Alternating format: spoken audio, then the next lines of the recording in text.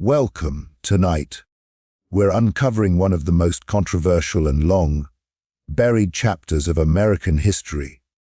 Thomas Jefferson's secret family at Monticello, a truth debated, denied, and hidden for generations. This isn't rumor or modern speculation. It's a story pieced together through letters, plantation records, DNA evidence, and first-hand accounts that history once tried very hard to silence. Before we go deeper, tell me where you're watching from, and make sure to subscribe, because bringing stories like this to light takes serious time, research, and careful fact-checking to separate truth from myth. Life at Monticello was carefully staged to reflect genius, refinement, and moral authority.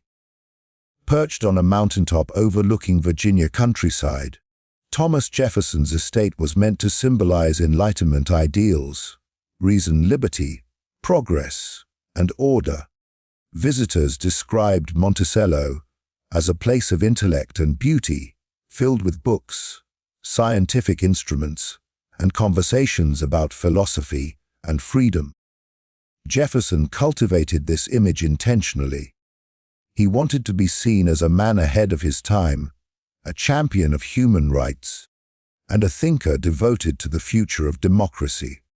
But behind this polished public image existed another reality, one that depended entirely on silence, control, and enslavement. Monticello was not just a home, it was a working plantation sustained by the labor of more than 400 enslaved people over Jefferson's lifetime. Every brick, every meal, every manicured path existed because enslaved men, women, and children worked from before sunrise until nightfall. Yet Jefferson rarely spoke publicly about this dependence. In his writings, slavery appeared as an abstract moral problem, something regrettable but distant, never fully confronting the fact that his own comfort and legacy were built upon it. To visitors, the enslaved population was almost invisible, kept out of sight whenever possible to preserve the illusion of a harmonious estate. Jefferson's daily life followed a precise routine. He rose early, often before dawn, reading correspondence while servants quietly attended to the household. Enslaved workers lit fires, prepared meals, cleaned rooms, tended gardens, and maintained the machinery that powered Monticello's operations. Jefferson prided himself on efficiency and innovation, designing hidden corridors and workspaces so labor happened discreetly. This physical separation between the enslaved and the elite spaces of Monticello mirrored a deeper separation between Jefferson's ideals and his actions.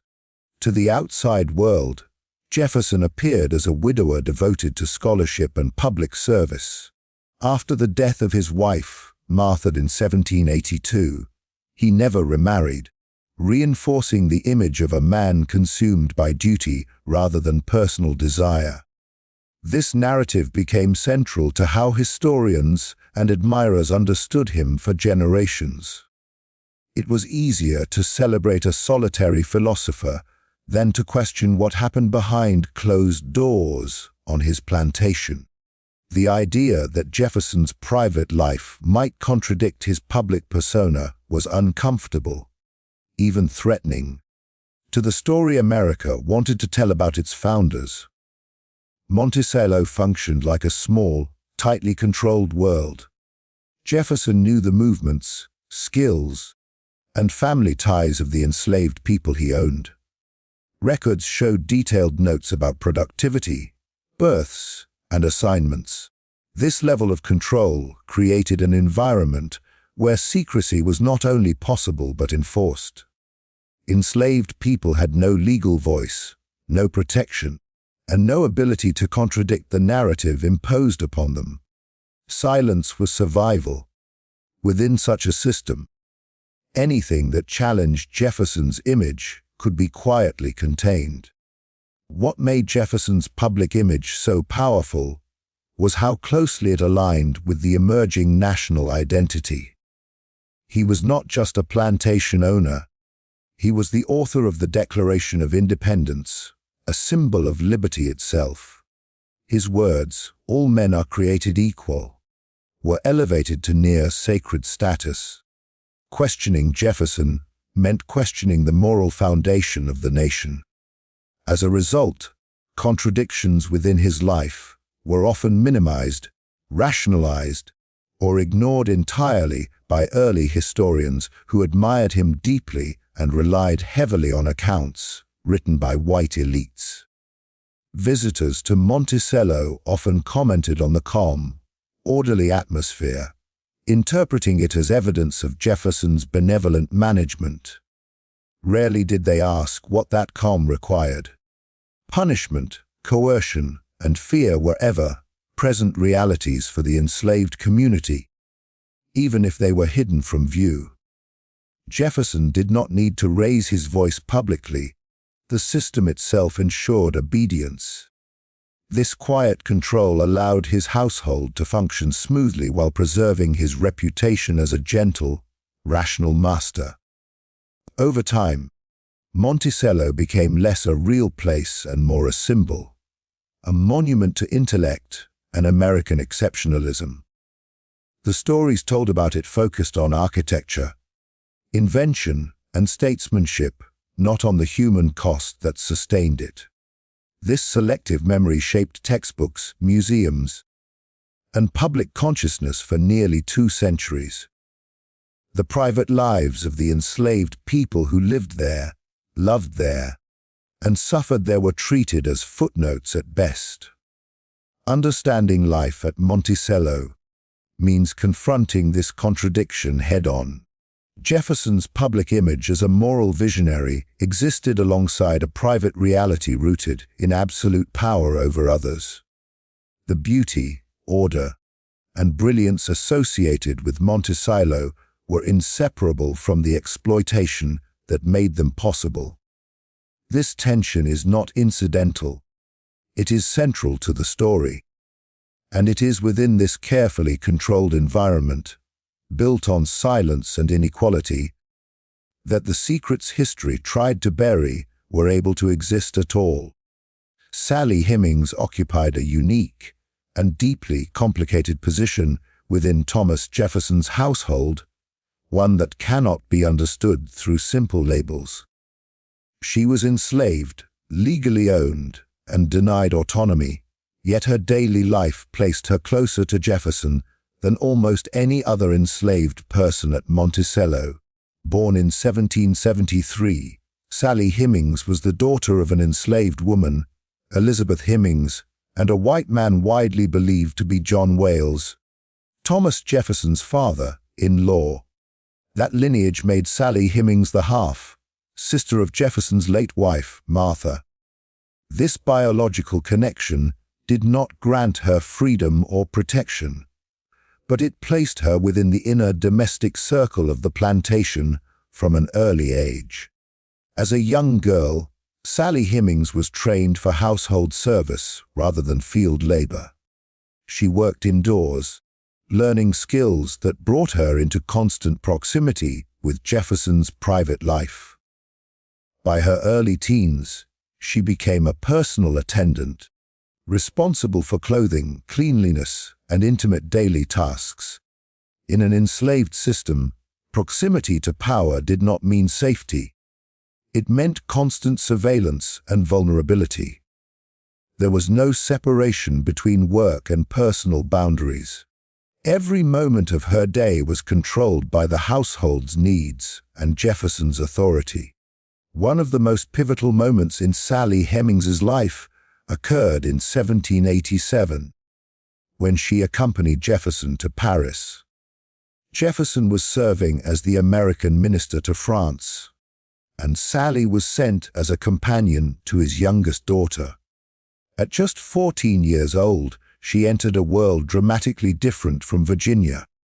In France, slavery was illegal on French soil.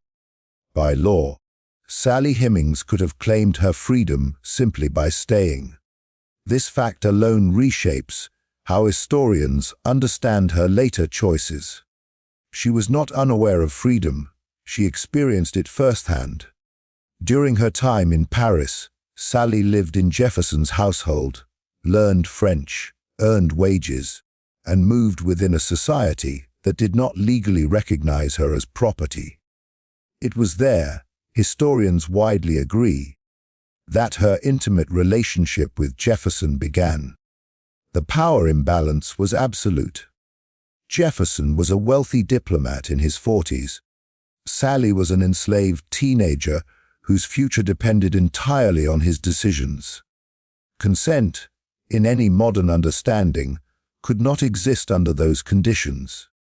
Yet historical evidence suggests that Sally negotiated what little agency she could.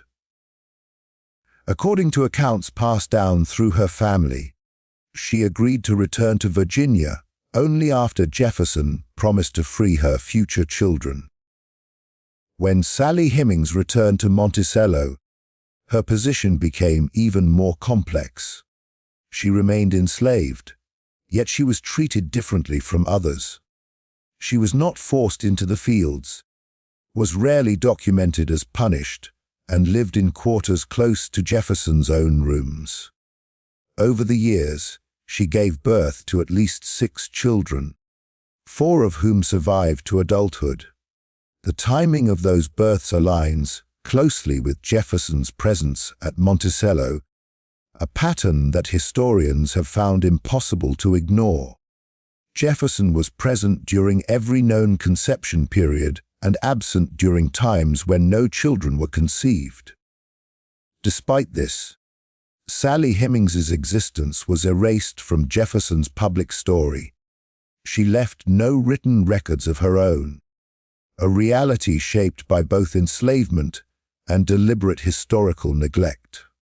What we know of her voice comes through oral histories preserved by her descendants, plantation records, and the silences in Jefferson's own meticulous documentation.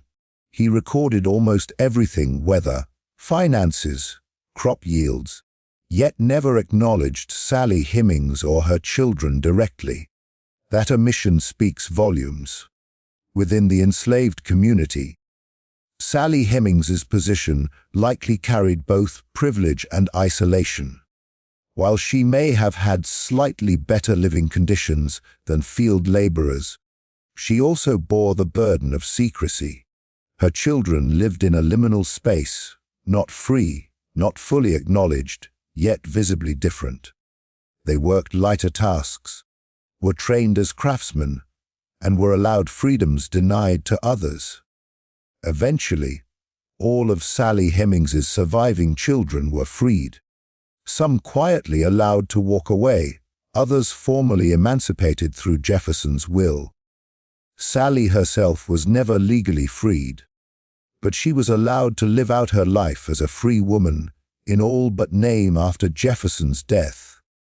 For generations, historians dismissed the relationship between Jefferson and Sally Hemings as scandalous rumor, often repeating claims that it was impossible or unproven.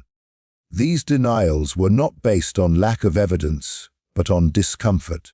Accepting Sally Hemings as central to Jefferson's private life meant confronting the reality that one of America's most celebrated founders lived in direct contradiction to his stated ideals. It meant acknowledging that enslaved women were not just background figures in history, but participants whose lives shaped the nation in unseen ways. Sally Hemings was not simply a footnote or a shadowy figure. She was a woman navigating unimaginable constraints, making impossible choices within a system designed to deny her humanity. Her position within Jefferson's household exposes the intimate, personal dimensions of slavery, how power operated not just through laws and labor, but through bodies, families, and silence.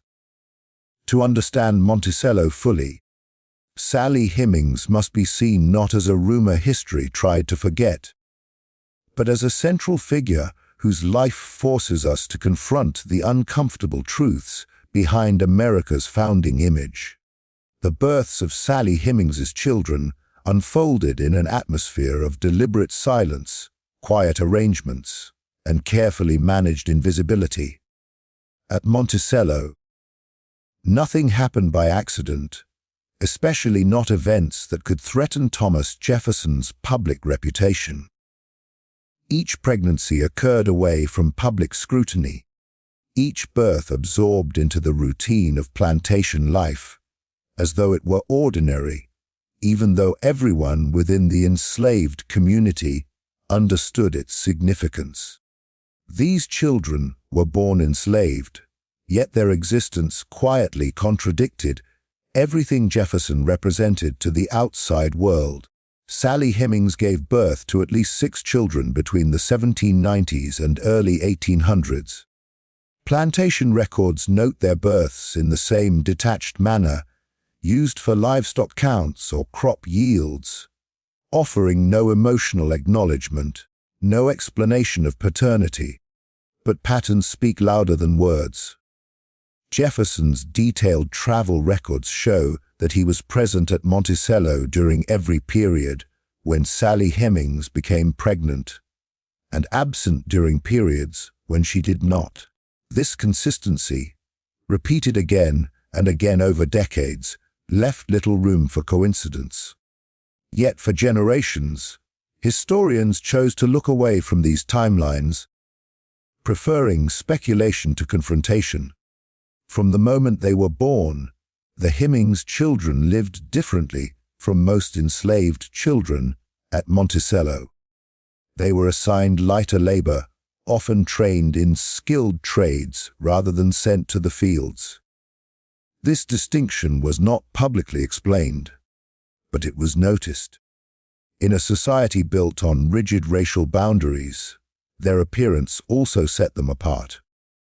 Contemporary accounts describe them as having light skin, straight hair, and features that allowed some of them to eventually pass as white once freed. Their existence challenged the clear racial categories that slavery depended upon to justify itself. Secrecy was not just personal, it was systemic. Jefferson never acknowledged these children as his own, not in letters, not in legal documents during his lifetime, not in public conversation. At the same time, he quietly ensured their futures in ways he did not for most enslaved people. 2 of the children were allowed to leave Monticello while Jefferson was still alive, officially recorded as having escaped, though no effort was made to retrieve them. This legal fiction allowed Jefferson to free them without publicly admitting responsibility. The remaining children were formally emancipated in his will, a rare act that applied almost exclusively to members of the Hemings family. Within the enslaved community, the truth was an open secret. Silence was enforced not by ignorance, but by survival. Speaking openly about the master's children could bring punishment, separation, or worse. For Sally Hemings, this silence was a condition of existence. She raised her children in a world where their father was the most powerful man on the plantation, yet also the one person who could never publicly claim them. The emotional weight of that reality is impossible to fully recover, but it shaped every aspect of their lives. The children themselves grew up navigating a fragile balance. They were enslaved, but not treated as expendable. They were protected, but not acknowledged. They lived under constant scrutiny, aware that their very presence threatened the carefully constructed image of Monticello. When visitors toured the estate, enslaved workers were often kept out of sight. The Hemings children, with their appearance and proximity to the main house, posed a particular risk. The solution was discretion, keeping them useful, quiet, and unseen. After Jefferson's death, the truth began to surface slowly. carried not through official records, but through oral history. Sally Hemings's son, Madison Hemings, later gave an interview describing his parentage, stating plainly that Jefferson was his father. For decades, this testimony was dismissed as unreliable or self-serving, despite its consistency with documented timelines and family tradition. The dismissal itself revealed more about historical bias than about evidence. The word of an enslaved man, even long after slavery ended, was considered less credible than the silence of a founding father. Modern DNA evidence eventually confirmed what the records and oral histories had long suggested: a male from the Jefferson line fathered Sally Hemings's children. While DNA alone cannot capture the emotional reality of those births, it shattered the last defenses of denial. The secrecy that once protected Jefferson's image began to unravel, forcing historians to re-examine not just his personal life, but the broader culture that allowed such truths to be buried. The births of these children were not isolated incidents. They were part of a sustained, long-term relationship hidden in plain sight.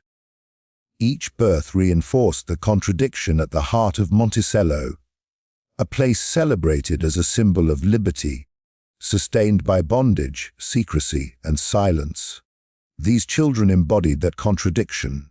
Their lives exposed the gap between Jefferson's words and his actions more clearly than any political debate ever could. To understand this history is not to reduce it to scandal, but to recognize the human cost of power. The secrecy surrounding the Hemings children was not accidental, nor was it merely personal. It was a deliberate effort to preserve a national myth at the expense of real lives. By acknowledging these births and the silence that surrounded them, history moves closer to honesty, confronting a truth that was never truly buried, only ignored for as long as it could be. For more than 2 centuries, the story of Thomas Jefferson and Sally Hemings existed in a space between rumor and denial, not because evidence was lacking, but because it was inconvenient. The proof was never a single dramatic document or confession. Instead, it emerged through a convergence of timelines, personal correspondence, plantation records, and eventually modern science. When examined together, these pieces form a pattern so consistent that it fundamentally reshaped how historians understand Jefferson's private life. One of the earliest and most compelling forms of evidence came from Jefferson's own meticulous records. He was obsessive about documentation, recording weather patterns, expenses, crop yields, and his daily movements with near scientific precision. These travel logs, preserved in detail, became crucial. When historians compared the dates of Sally Hemings's pregnancies with Jefferson's presence at Monticello, a striking pattern appeared. Every known conception occurred during periods when Jefferson was home. When he was away for extended stretches, no pregnancies followed. This alignment repeated over decades, eliminating coincidence as a plausible explanation. Letters from Jefferson's contemporaries also provide indirect but revealing insight. As early as the early 1800s, political opponents whispered about Jefferson's relationship with an enslaved woman. Journalist James T. Callender publicly accused Jefferson of keeping Sally Hemings as a concubine and fathering her children. At the time, Jefferson chose silence. He never denied the accusation publicly or privately. Given his history of responding vigorously to attacks on his reputation, this silence stands out. For many historians, it was not the absence of evidence, but the absence of denial that raised serious questions. Plantation records further complicated the picture. While Jefferson never named himself as the father of Hemings's children, he treated them differently from nearly all other enslaved people he owned. They were assigned lighter labor, trained in skilled trades, and allowed freedoms that others were not. 2 of the children were permitted to leave Monticello during Jefferson's lifetime without pursuit, officially recorded as runaways, though no effort was made to retrieve them. The remaining children were freed in Jefferson's will, an extraordinary act given that he emancipated very few enslaved people overall. These actions, taken together, suggested a personal connection Jefferson never acknowledged openly. For generations, historians dismissed these patterns, often proposing alternative fathers from within the Jefferson family or the broader white community. These explanations required increasingly strained assumptions, ignoring the consistency of the timelines and the oral histories passed down by the Hemings family. Sally Hemings's son, Madison Hemings, gave a detailed interview in 1873, stating plainly that Jefferson was his father and that an agreement had been made to free Sally's children. His testimony matched existing records, yet it was largely ignored or discredited at the time because it came from a formerly enslaved man. The credibility of enslaved voices was routinely discounted, revealing more about historical bias than about factual accuracy. The debate shifted dramatically in 1998 with the publication of a DNA study examining the Y chromosome passed down through male lines. Researchers tested descendants of Sally Hemings's son Eston and compared the results with male line descendants of the Jefferson family. The match was clear. A male Jefferson fathered Hemings's children. While DNA could not identify Thomas Jefferson with absolute certainty to the exclusion of all male relatives, historical context narrowed the possibilities. None of Jefferson's male relatives were present at Monticello during the conception periods, while Jefferson himself always was. The scientific evidence reinforced what documents and oral histories had long indicated. This convergence of evidence forced a reckoning within the historical community. Institutions that had once resisted the conclusion revised their interpretations. Monticello itself publicly acknowledged the relationship, stating that the weight of evidence showed Thomas Jefferson was the father of Sally Hemings's children. This was not a sudden discovery, but the culmination of decades of scholarship, finally allowed to challenge entrenched narratives. The resistance to accepting this evidence reveals how history is shaped not only by facts, but by values. For many years, Jefferson's status as a founding father made the truth uncomfortable. Acknowledging the relationship meant confronting the reality that the author of all men are created equal, participated directly in a system that denied humanity to others and used his power in deeply personal ways. It required seeing Jefferson not as a marble statue, but as a flawed human shaped by and complicit in the injustices of his time. What makes this evidence so powerful is not any single piece, but the way it fits together. Timelines align. Oral histories match written records. DNA confirms long-standing claims. Silence, once used as protection, becomes evidence in itself. The story no longer rests on speculation, but on a layered, interdisciplinary foundation that modern historians cannot ignore. In confronting this evidence, history does not collapse, it becomes more honest. The story of Jefferson and Sally Hemings is not about scandal for its own sake. It is about how truth can be delayed, distorted, and denied when it threatens powerful myths. The letters, records, And DNA did not create this story.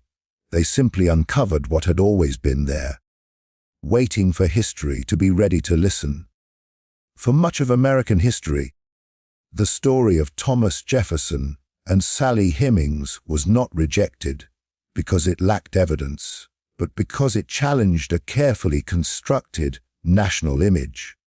From the early 19th century onward, historians, politicians, and cultural institutions worked, sometimes deliberately, sometimes unconsciously, to protect Jefferson's reputation as a moral philosopher and founding father, acknowledging that he maintained a long-term sexual relationship with an enslaved woman and fathered children he legally owned, threatened the myth of virtuous leadership on which American identity was built.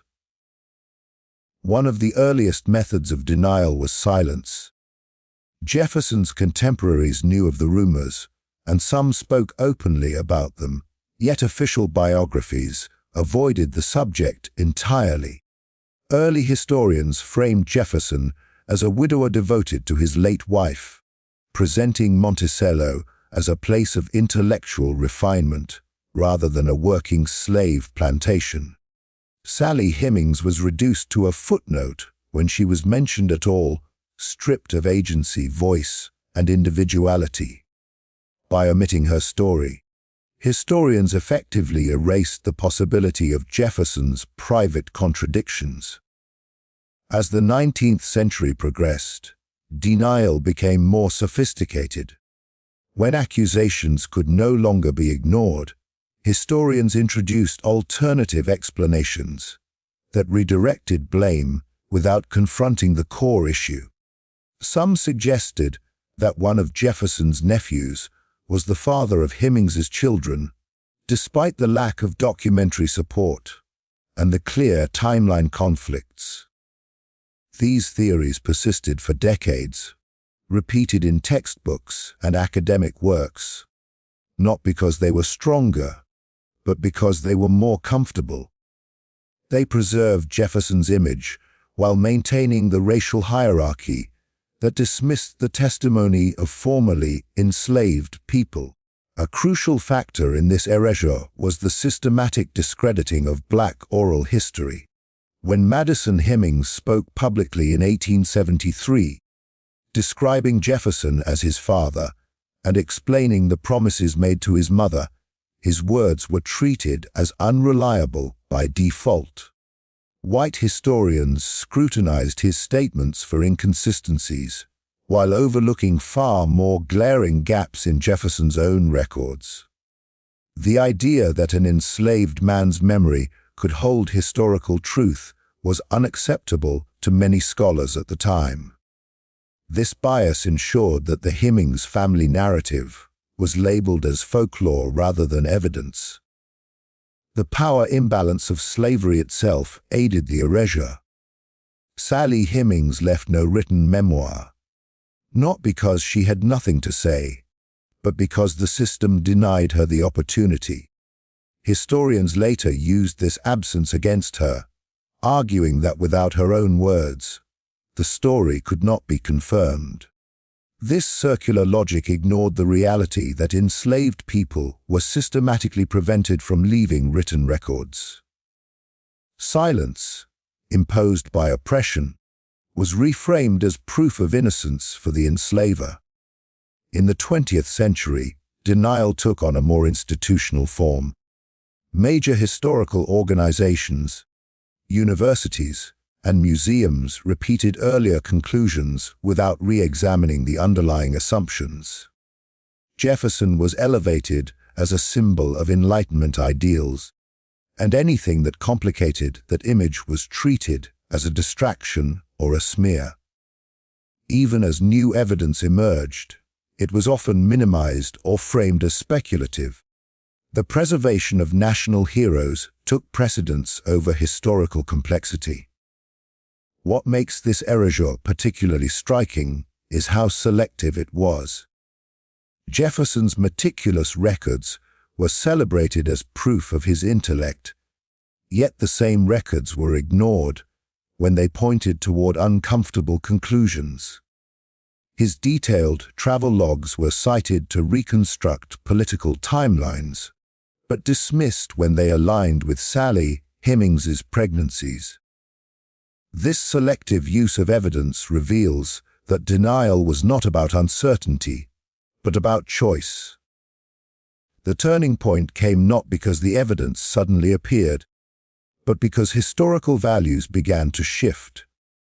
As scholars increasingly examined slavery through the perspectives of the enslaved, the old narratives became harder to defend. DNA evidence in the late 20th century forced institutions to confront what had long been avoided. But even then, resistance remained. Some critics continued to argue technicalities, focusing on what DNA could not prove rather than what the totality of evidence clearly showed. The goalposts moved, but the intent to preserve Jefferson's moral exceptionalism remained visible. The gradual acknowledgement of the truth exposed how history is shaped by power. Those who control archives, publications, and education systems decide which stories matter. For generations, Jefferson's descendants and supporters had the authority to define his legacy, while the Hemings family was excluded from the historical conversation. Recognition did not come easily or quickly. It came after sustained pressure from scholars willing to challenge tradition, and from descendants who refused to let their history be erased. Understanding this long denial is essential, not to diminish Jefferson's contributions, but to understand them honestly. The erasure of Sally Hemings and her children reveals how deeply slavery distorted not only lives, but memory itself. History was not merely incomplete. It was actively curated to protect comfort over truth. By examining how historians and society work to deny or erase this story, we learn that history is not fixed. It evolves as we question whose voices were silenced and why. The truth about Jefferson and Hemings did not change over time. Our willingness to face it did. The lasting impact of Thomas Jefferson's secret family at Monticello reaches far beyond the walls of the plantation itself, reshaping how America understands its founding ideals, its historical heroes, and the true human cost of slavery. Once the relationship between Jefferson and Sally Hemings was broadly acknowledged, it forced a national reconsideration of legacy, not just Jefferson's, but the way history has been written, protected, and selectively remembered. For generations, Jefferson stood as a near, mythical figure, the author of liberty, the philosopher of equality, the embodiment of Enlightenment values in the New World. His words were taught as moral scripture, often detached from the lived reality of the enslaved people who sustained his lifestyle. The acknowledgement of his children with Sally Hemings does not erase his intellectual achievements, but it irrevocably complicates them. It introduces a painful contradiction between principle and practice that can no longer be ignored. The man who wrote that all men are created equal also exercised absolute power over the lives and bodies of others, including those within his own household. This realization has transformed Jefferson from a symbol into a human being, deeply intelligent, profoundly influential, and morally compromised. For many Americans, this shift has been unsettling. National identity has long relied on simplified heroes, figures whose flaws are minimized to preserve unity and pride. The Hemings story challenges that approach, suggesting that maturity as a society requires confronting discomfort rather than avoiding it. Jefferson's legacy now exists in tension, demanding that ideals be examined alongside actions. The impact is also deeply personal for the descendants of Sally Hemings and Thomas Jefferson. For generations, the Hemmings family carried an oral history that was dismissed, mocked, or erased. Recognition validated not only their lineage, but their truth. It affirmed that enslaved families possessed memory, continuity, and historical authority, even when denied literacy and legal recognition. This acknowledgement restored a measure of dignity stolen by both slavery and historical neglect. In academic circles, the story reshaped how historians approach evidence. It became a landmark case in interdisciplinary research, demonstrating the importance of combining documents, oral histories, archaeology, and genetic science. It exposed the dangers of privileging elite written sources while dismissing marginalized voices. As a result, historians increasingly question whose perspectives have been excluded from the record and why. The Jefferson Hemmings case is now frequently cited as an example of how bias, not lack of evidence, can shape historical conclusions.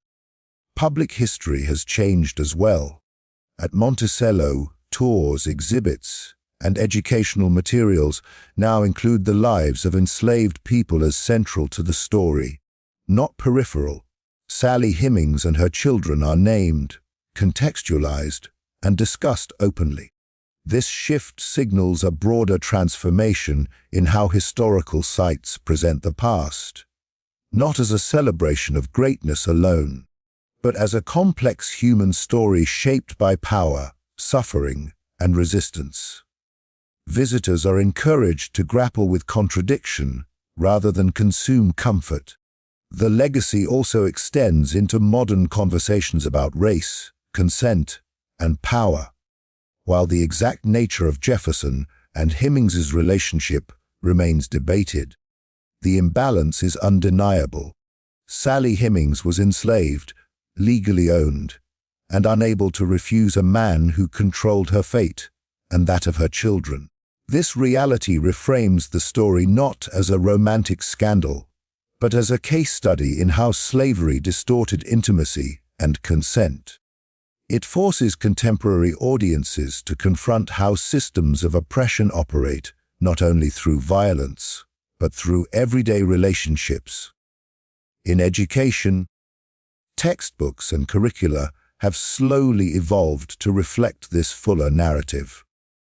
Students now encounter Jefferson as a figure of achievement and contradiction, prompting critical thinking rather than hero worship. This approach encourages a more honest engagement with history, teaching that progress often emerges from deeply flawed contexts. By examining Jefferson's legacy through this lens, learners gain a better understanding of how ideals can coexist with injustice, and how that tension continues to shape society today. The story also resonates in debates over monuments, memory, and commemoration. As communities reassess whom they honor and how, Jefferson's complicated legacy serves as a reminder that historical significance does not equal moral perfection.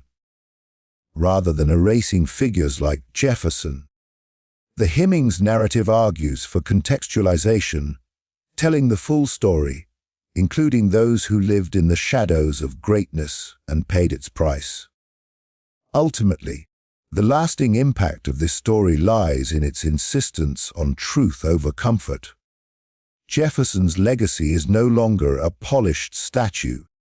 It is a mirror reflecting both aspiration and failure. By acknowledging his secret family, history becomes less about preserving reputations and more about understanding humanity in its full complexity. This reckoning does not weaken American history. It strengthens it. It allows space for the voices once silenced, challenges myths that obscure injustice, and reminds us that the pursuit of liberty has always been entangled with struggle. The story of Thomas Jefferson and Sally Hemings endures not because it shocks, but because it reveals how deeply the past continues to shape the present, demanding honesty, humility,